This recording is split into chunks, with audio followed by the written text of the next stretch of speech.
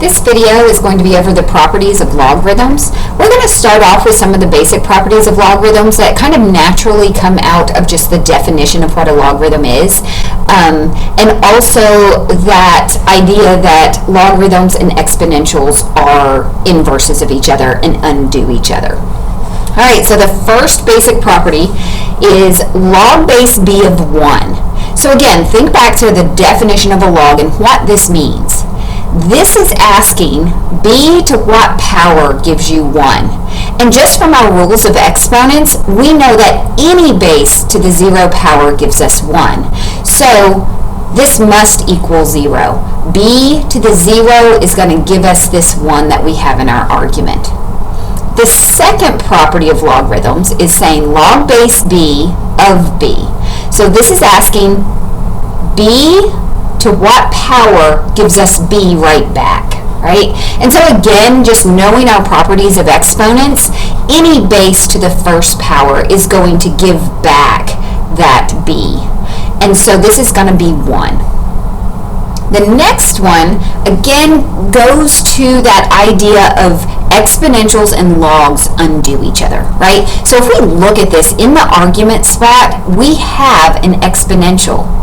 And logs are supposed to undo exponentials as long as the base of the log is the same as the base of the exponential. Also, if we think about the definition of this, this is asking this base b to what power gives us b to the x. So it's saying this base to what power gives us b to the x. Well, we would have to have an x sitting in this exponent spot to get b to the x. But like I said, you're seeing this log and this exponential undo each other because inverses undo each other, and you get back what you started with. The last basic property of logarithms is b to the log base b of x. Again, this is an exponential, right? We have a base to an exponent, even though that's a very messy exponent. And what's in that exponent spot is a log. And exponentials and logs undo each other. So the fact that these bases match, one on an exponential and one on a log, means that they undo each other and we're getting that x back. Also, if you convert this to a log, we're getting log base b of something equals the exponent. So this log base b of x is this exponent right here, because we're converting from an exponential to a log. But what would we have to have sitting right here in the argument spot to get this side to look like this side? We would need an x sitting right there.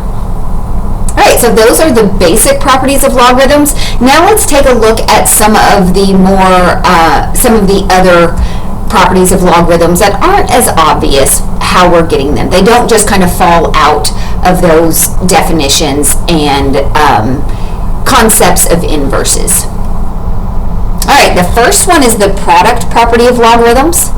Okay, b, x, and y are positive real numbers.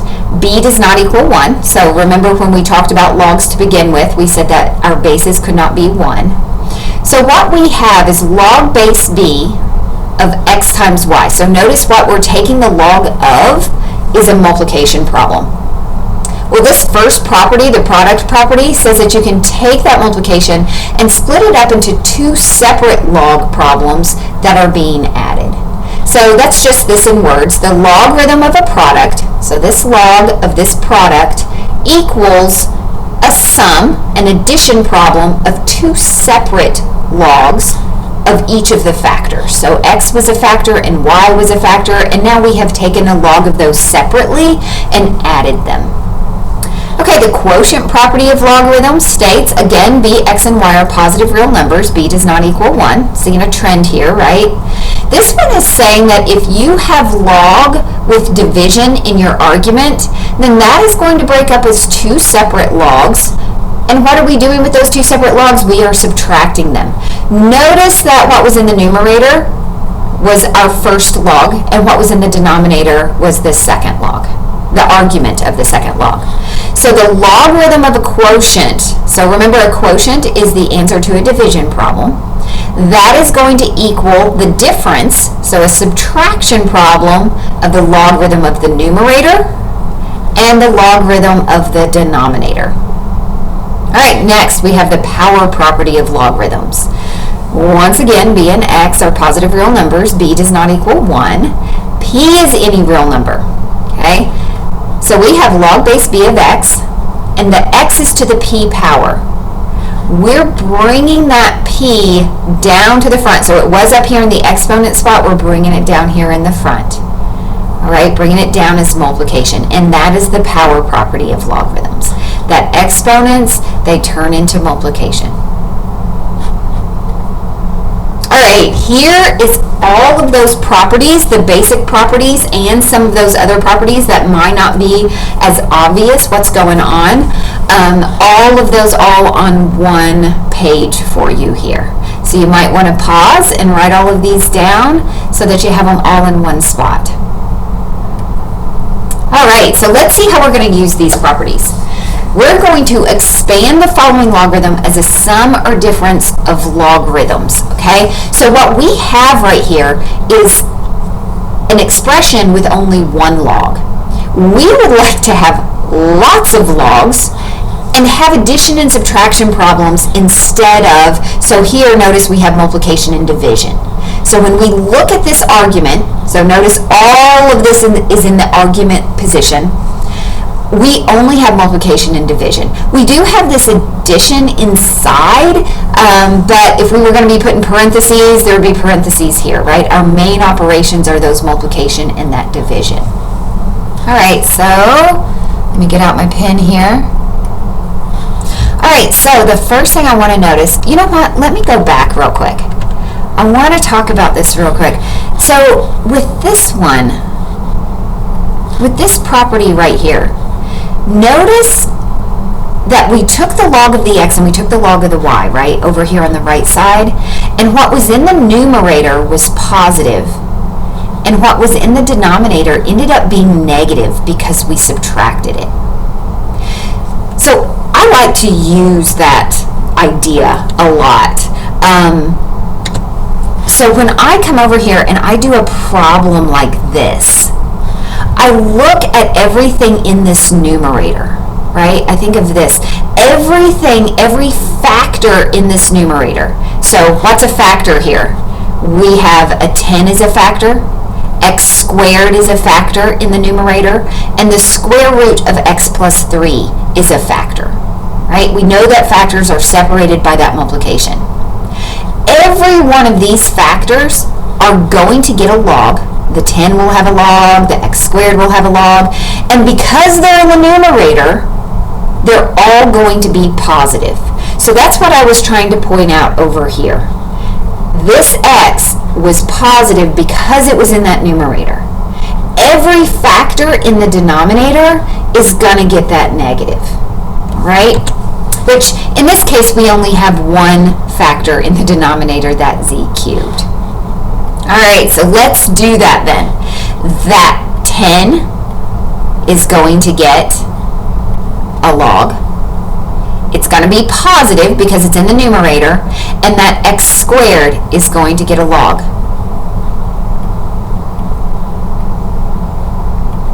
Last, that square root of x plus 3 is also going to get a log. All right. Here, I'm going to do something a little bit different. I am going to rewrite this with an exponent. So remember, when we have that square root, square roots they're exponents in disguise, right? Square roots can be written as an exponent, and it's going to be a fractional exponent. It's going to be to the 1/2 power. And that's going to help us later. And so any time that you have something that is not written as an exponent that can be, make sure that it gets that fractional exponent. Okay, the z cubed is also going to get a log, but because it's in the denominator, that quotient rule is going to mean that it's going to be negative, right? So again, notice what I did there. everything that was every factor up here in the numerator got its own very own log. All of them were positive because it was in the numerator, and we had that quotient rule. What was in the denominator also got its own log, but it was negative because it was in that denominator. All right? We're not quite done with this because there's a couple different things here. First of all, let's tackle that log of 10. So if you remember, when there's no base written, it's a base 10. All right? It wasn't written up here either, but this was a base 10. This isn't a base 10. This is base 10. This is base 10. But the reason I want to point it out on this one is that this is asking 10 to what power gives you 10. We can answer that, right? We can simplify that log. We know what power we have to take 10 to get 10. So this simplifies as just 1. All right? All right, now let's tackle that log of x squared. All right, so if you remember from our, let's go back real quick. Remember when you have an exponent, you can pull that exponent, so that p was up in the exponent spot, you can pull it down in front as multiplication. So that's what we're going to do right here. Right here we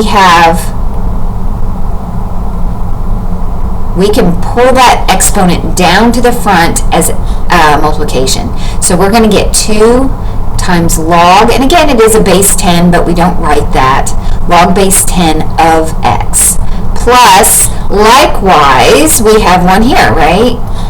We have an exponent that we can pull down to the front as multiplication.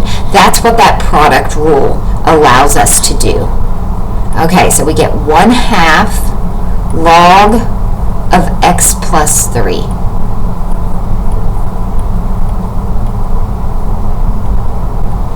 Minus, and then this last one, we can also do that product rule. We can take that exponent and it comes down here. Oh, you know what? I think I'm saying that incorrectly. Let me go back. This one is the product property because you have multiplication right here. I was doing the power property. So all this here that I have, that was called the power property. Sorry about that, I caught myself. This is the power property, the one where you can grab that exponent and pull it down as multiplication. All right, so let's carry on here. We get negative or minus 3 times log of z. All right, so at this point, we started off with one log that had a whole bunch of multiplication and division in it. Now, notice what we have. We have addition and subtraction, or sums or differences, and we have lots of logs. We don't just have one. Also, notice, what did we do? Any logs that we were able to simplify, we did. Okay, so a very common question is, what happens right here? We have this x plus 3. Can't we split that up as 2 logs? But notice back here on our properties, we started with multiplication. Multiplication splits to 2 logs. Division splits to 2 logs. But never do we have addition that splits up to 2 logs or subtraction that splits up to 2 logs. It's always you're starting off with a product or a quotient, and then it splits up into that addition or subtraction with 2 logs. We do not have anything that takes addition and splits it up to 2 logs. All right, so that is our final answer. We have expanded the one logarithm into lots of logarithms. All right, let's go on to the next one. Now we're going to work backwards. This says condense it. We have an expression here that has a whole bunch of logs in it, and we want to condense it down to a single logarithm. And so we're going to be going backwards from what we did on that last one. So remember on the last one, we had exponents that we pulled down in front, right? And that was our last step. So again, notice we're working backwards. Our last step on the last one was to take exponents and pull them down in front. So our first step on this one is to grab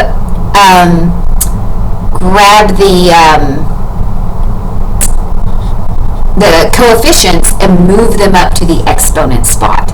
And so every one of these has a coefficient that can go up to the exponent spot. And again, that's the power rule. I was saying that wrong earlier. I was calling it the product rule because it does turn into multiplication right here, but it is the power rule. Okay, so let's write down what that looks like. So now we have log base 3 of x to the 4th minus log base 3 of x plus 1 to the 1/2.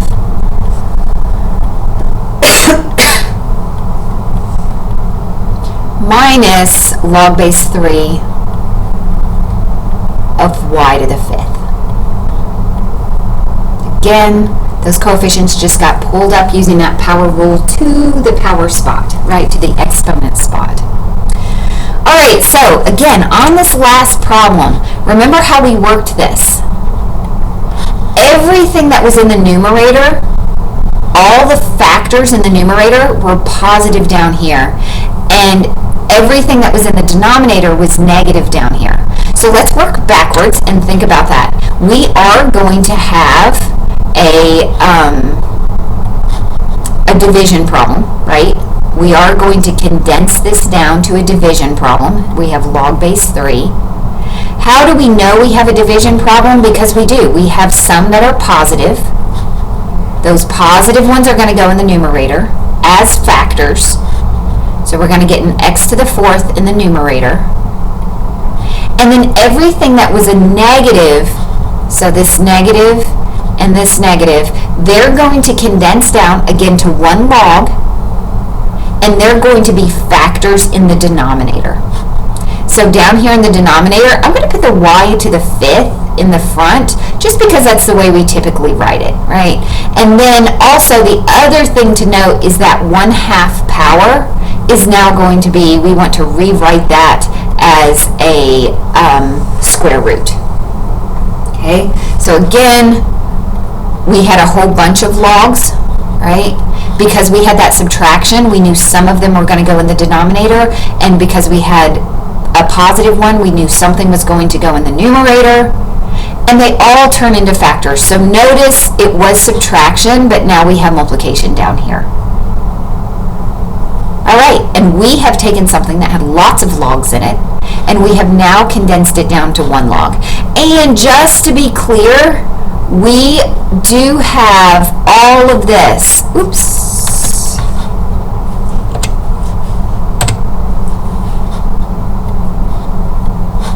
All of this is our argument. Okay, that log goes to this entire thing. All right, let's move on to the next one. Okay, the change of base formula. Let a and b be positive real numbers such that a is not equal to 1 and b is not equal to 1. So again, we have to have that be true because they are the base, right? We have a base of b over here and a base of a over here. We know that our bases are never 1. So what this is saying is that if you have log base b of x, then you can change your base. You can change your base to whatever you want. But to do that and have it equal the computation you had before, then you had better have log base a of the original argument divided by log base a, so again the new base, of the old base. Right, so notice what happened here. We did change bases. Our logs over here have a new base besides the old base, and in the numerator we took the log with the new base of the old argument divided by log with the new base of the old base. And what I suggest is you try this with your calculator. Like, take something that you know the log of and try to change bases and then punch it into your calculator this way, just to reaffirm this really is giving out the same answer. Okay? So in particular, on our calculator we have log base 10 and we have log base e, right? We have that natural log, which is ln. On most calculators it's a capital L and a capital N. This is a lowercase l and a lowercase n for natural log, and natural logs have base of e. okay? And if you have a log with no base, like that button on your calculator, that is a base 10. So most of the time, because we have log base 10 and natural log, and log base E on our calculator, very handy, most people take a base that we don't know, like log base 2 or log base 5, and they change it into something that they can put into the calculator. So let's take a look at one of these. All right, so here we have a base 2, and our instructions are saying convert the base 2 logarithm to a base 5 logarithm. So we know that we would like to have a base of 5. But the rule is that if you want to change to a base of 5, that's perfectly fine to do. But to get the same answer, you need to take the log base 5 of the old argument, which is 7, divided by log base 5 of the old base. So again, if you know how to change bases on your calculator, there is a way in the menus to punch this into your calculator. Go punch this into your calculator using that menu, and then do this math. Again, because it's log base 5, you'd have to use that conversion. But this division problem should equal this one right here.